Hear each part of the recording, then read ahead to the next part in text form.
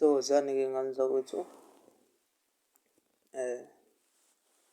Yanibingelela ngomkhulu wasemakosini ngondaba esixoxa ngofakazi. Ngithi nje ake siyixoxe kancane mbijana le ndaba. Sithi kuyikhulu ukukhuluma nje noma singezokwanda kakhulu, kodwa kuyisihloko esithanda ukuthi sithi ukubaluleka mbijana. And hayi ukuthi sibaluleke mbijana, sibaluleke kakhulu. La engenza ukuthi sokhuluma ngeladi elenziwe ekhaya, lezithunywa uma kunomsebenzi, nokuphatheka kwakhona ukuthi kahle kahle ukudla kweladi, iladi lona uqobo liyisima kanjani. Please don't forget ukuthi usubscribe. Wena oqalayo ukubuka noma ukungena kwividiyo kamkhulu wasemakhosini ongakaze uzusubscribe, press that red button mingakushintsha if ungene inside umkhulu wasemakhosini, uyi-press and like the video nje, like the video. Nika like ngosemavidiyo and share ama-videos. Sharishe, ungabi nomona with the info. If you are satisfied with the info yodlula yona, ungayidlulisela komunye umuntu. If unembuzo, buza kumkhulu wasemakhosini. Might happen ukuthi ngikhulume ngathi ukuthi sliphe mbijana. Kodwa-ke indaba engikuyila isekuthenini lana sizawuxoxa ngeladi lezithunywa njengomthandazi. Iladi noma amaladi angazi semangakhi ungamisa emzini yabantu ahlukahlukene. Ngokuhlukana kwawo, kukhona amaladi emisebenzi emikhulu,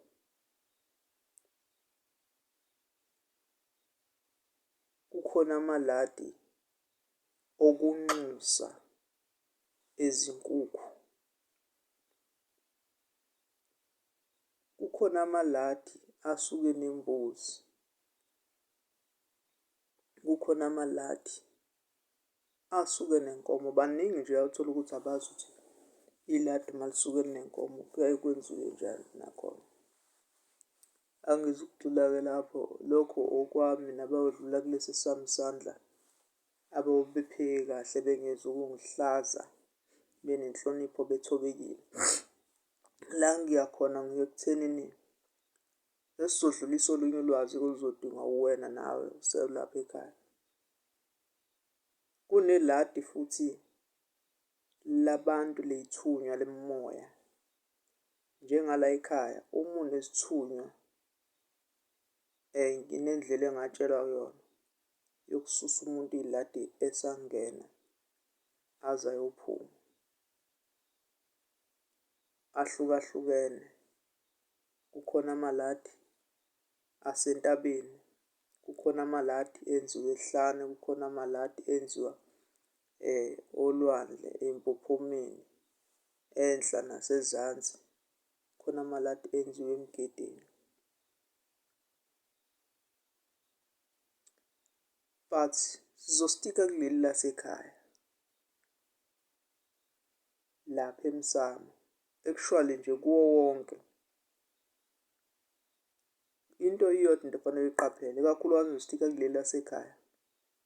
Ukudla lokhu okusuke kade kubekwe lapha eladini kuyaye kungafakwa konke kuthululelwe.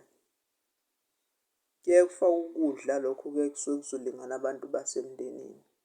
Ilona ladi leli, ikhona kudla lokhu kufanele kudliwe umndeni. Ningakuniki umuntu wangaphandle nangelinye ilanga. Ukudla kweladi akunikezwa umuntu noma ngabe kuthiwa uswiti. Ngakho uma ngithi ngenza iladi ngithatha oswiti mhlasimbe ngithatha uhafu. Uma ukuthi ngithatha mhlasimbe babe bangaki eladini.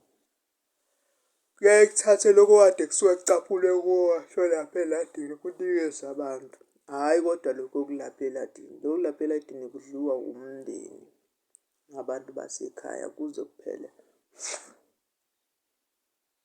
Ngoba uma uzothatha lokhu kudla kwaseladini uyobe uthatha umhlahla bakho, uthatha zonke izinto ebey'suke zilapha ngoba the time kujabula laba bantu kukhona lo mhlahla nezinto ey'thize kubekwa amathamsanqa.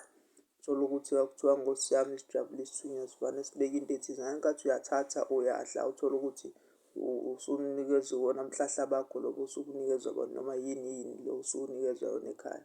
Kini awusazi isidala esibeke isibusiso kuleyo nto.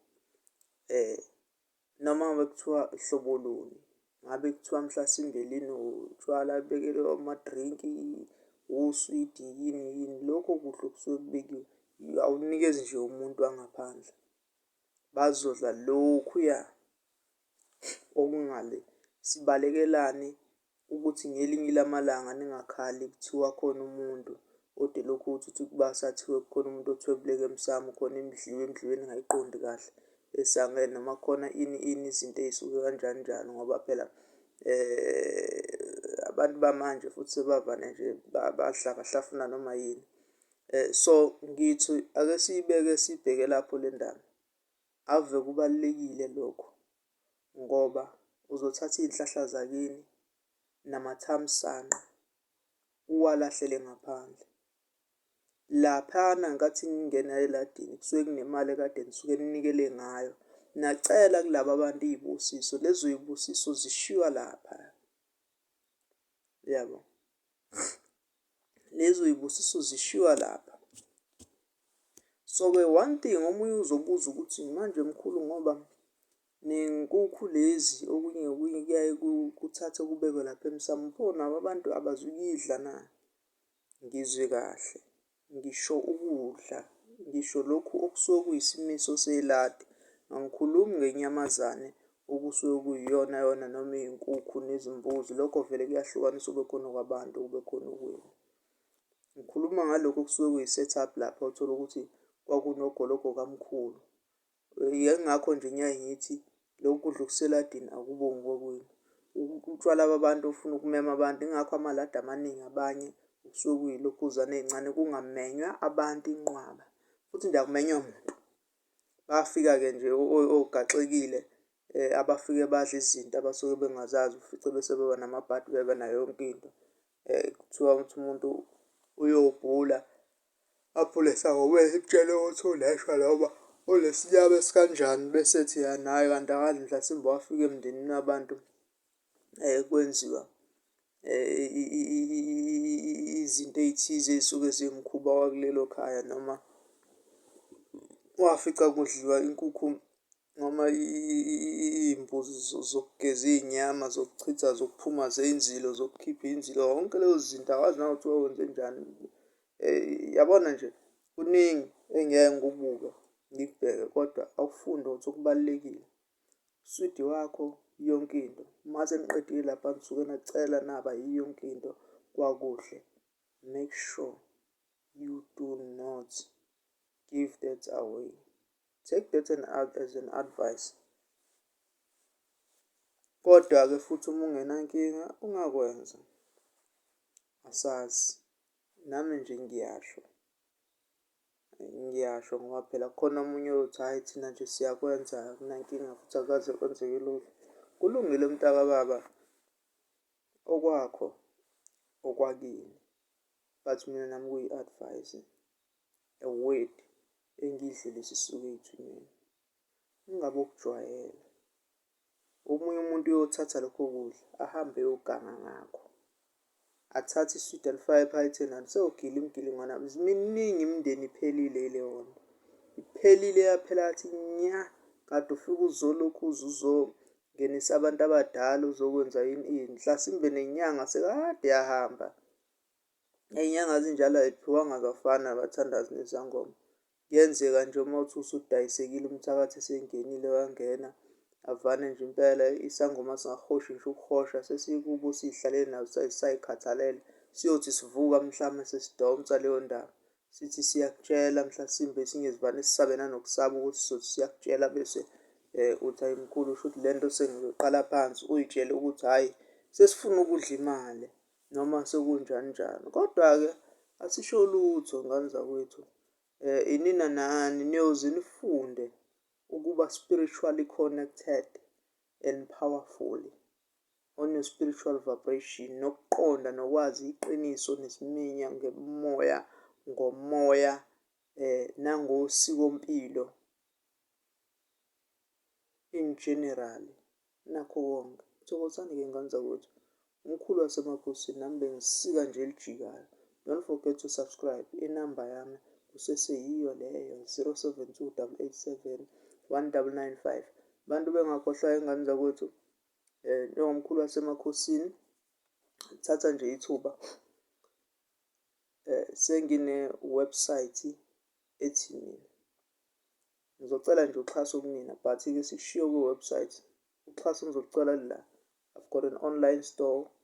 Please do make sure ukuthi you do visit yona.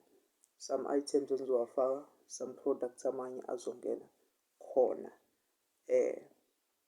Okunye nokunye you will see mawusuphakathi ukuthi nomkhulu wasemakhosini unayo. But ibhale nje Shopify. Ibhale nje ithi mkhulu makhosi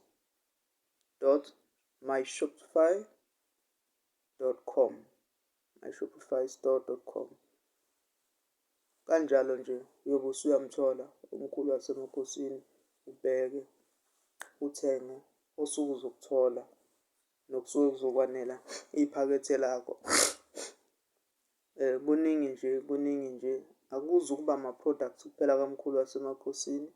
There are so many brandings and everything into esisazenza kancane kancane nje siyazama, ingoba phela nathi nawe utshela nabanye to make sure ukuthi you share this info. Thokozani ngane zakwethu. Amen.